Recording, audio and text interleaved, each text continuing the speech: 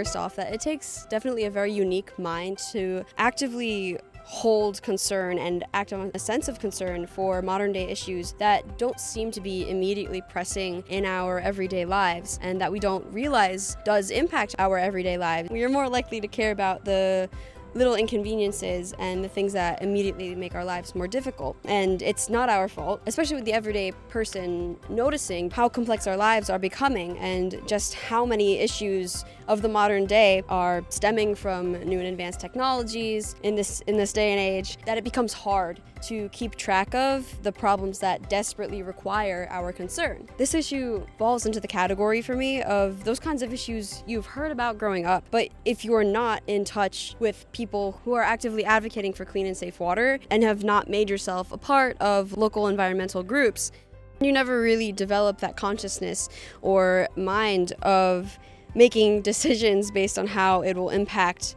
the environment down the line.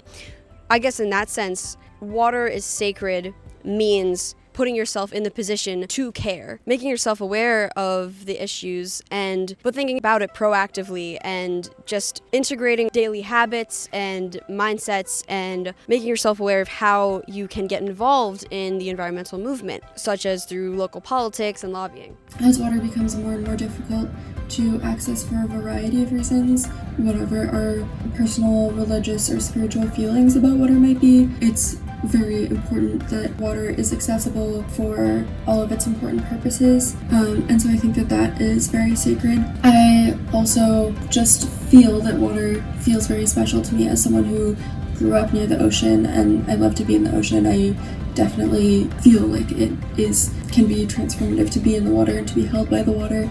I also think that water is so sustaining to people, and that is so powerful. And I also really enjoyed getting to read this summer about water inside and outside of our bodies, about water and its role in birth and water in tears, and breaking down the boundaries between individual humans and thinking about water as being larger than the individual body. Those were some of the most powerful ways to me to think about water. And so felt really sacred to me. According to the Merriam-Webster dictionary, sacred can be defined in the holy sense as something worthy of religious veneration or entitled to reverence and respect. To me, whether or not someone attaches religious meaning to water does not alter the fact that it is truly, truly something worthy of that deep respect.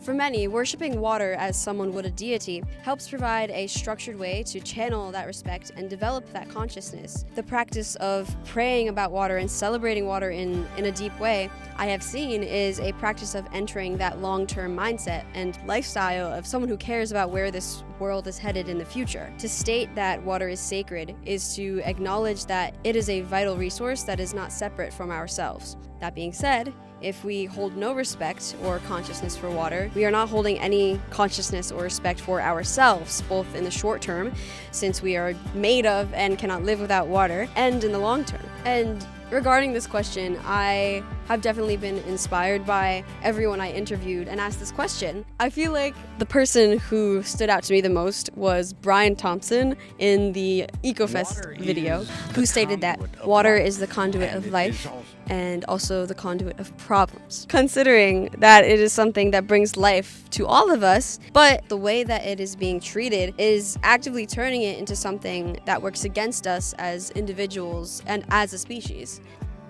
I would say that my proudest accomplishment at Waterspirit was getting to write an article for the summer newsletter.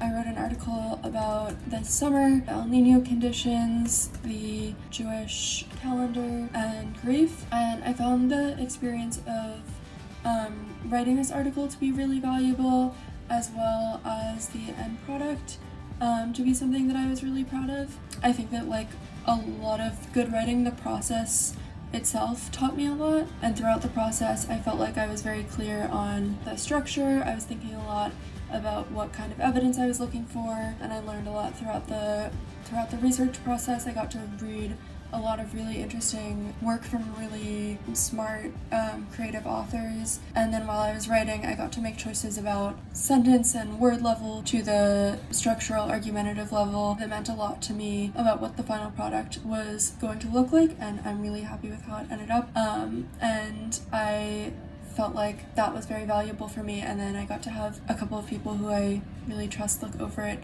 to edit it, and so I was very happy with how that ended up, and I was really grateful for the opportunity to spend time thinking about topics that mean a lot to me and to bring together different ideas into one piece. Some of my proudest accomplishments this summer with Waterspirit have been successfully filming, editing, putting together 8 YouTube videos, 9 including this one, which were consistently posted every Wednesday this past summer.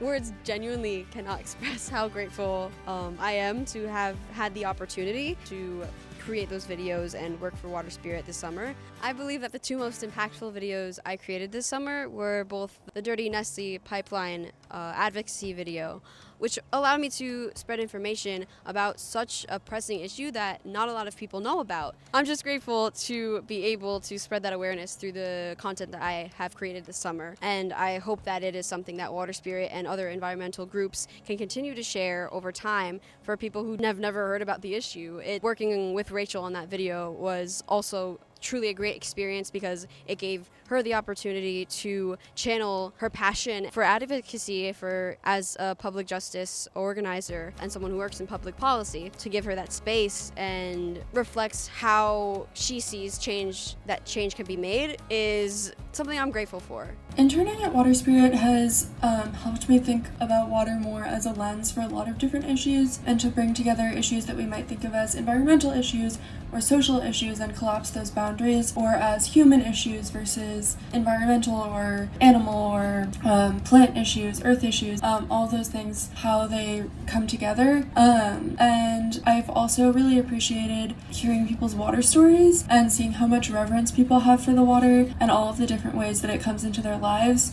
In really different roles, whether that's water is their livelihood, they grew up by the water, they love to be in the water, they see the importance of having clean water to drink, they don't have access to water. There are so many different ways that people tell the stories and talk about the stories of water in their lives, but hearing those stories, I think, has been a really important reminder to me that water plays a lot of different roles for a lot of different people, and seeing that has shown me that water can be a connection between different people to bring them together to care about solving a lot of different issues, and that it's at the intersection of a lot of different issues.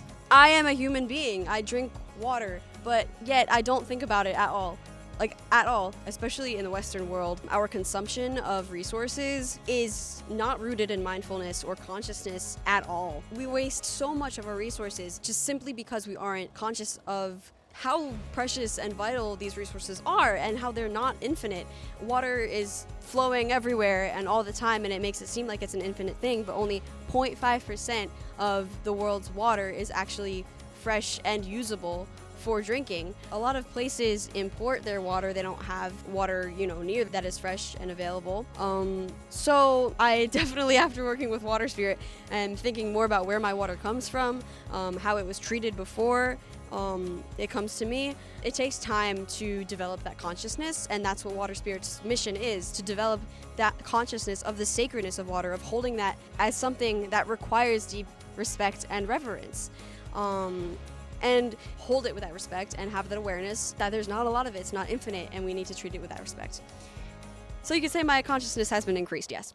I would say that the most direct way that I've gotten to advocate for the environment through Waterspirit was by writing a letter to the editor in support of the New Jersey Green Amendment, but I've also gotten to really hone my deep listening and climate communication skills through a drop-in climate groove session, especially through climate cafe facilitation training, through conversations about the language that we use around water conservation, around climate change, through conversations about the value of group sharing, about the value of conversations about climate change. And something I've gotten to learn a lot about through this experience is that a lot of people don't know how to talk about environmental issues, even if they do know about them. And so that experience of opening up those conversations can be really valuable.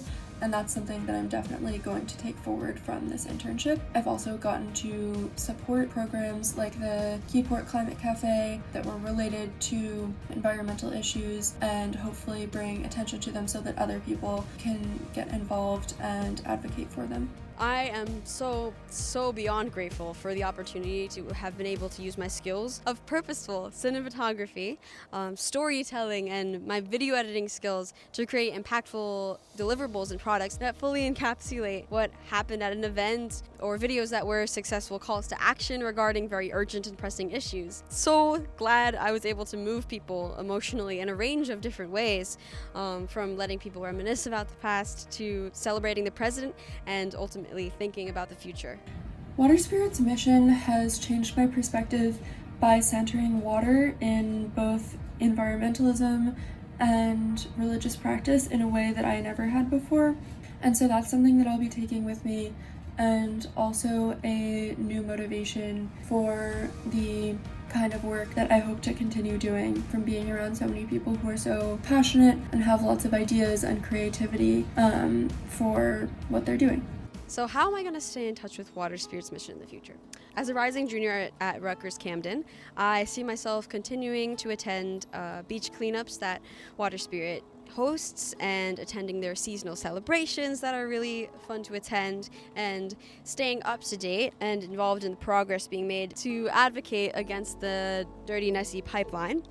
Everyone has lives that they need to live, and to add on to voluntarily make the choice to care is sometimes seen as an added stress, but it's an added stress that is worthwhile. It is important, and if we collectively take on that stress, take on that mindset, then it's going to make us stronger as a community, make our state stronger, and ultimately the world stronger. In addition, and lastly, I am definitely going to help establish Waterspirit's college outreach program, which is designed to help college students become water ambassadors and be knowledgeable about the Ecozoic era. And to have helped with this grassroots project with Scott and Rachel, it really felt great to put my energy and input into something that I know will be truly so successful over time. Thank you, Waterspirit, for providing me this opportunity to work for you.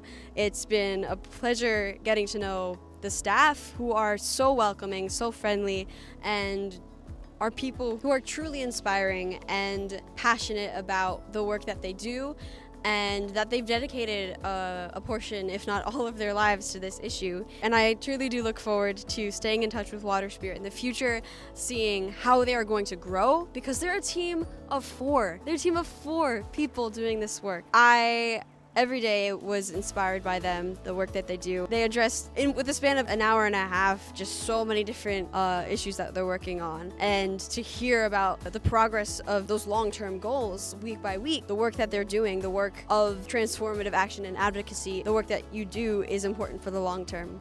And to be fully conscious of that now, and to witness that as a communications intern, just such a great opportunity, and has provided me with a new lens to view my life and to view the impact that one can make in the world. All right, thank you so much for watching this video.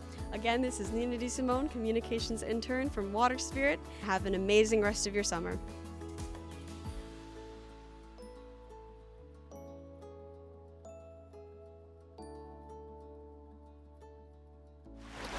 If you enjoyed this video, please check out our other content, where you can find our eco-spiritual programs, educational videos, coverage of our water advocacy campaigns in New Jersey and at the United Nations, and more. To stay up to date on the latest news and events surrounding all things Waterspirit, follow us on Instagram, Facebook, and LinkedIn, and subscribe to our weekly newsletter. All links can be found in the description below.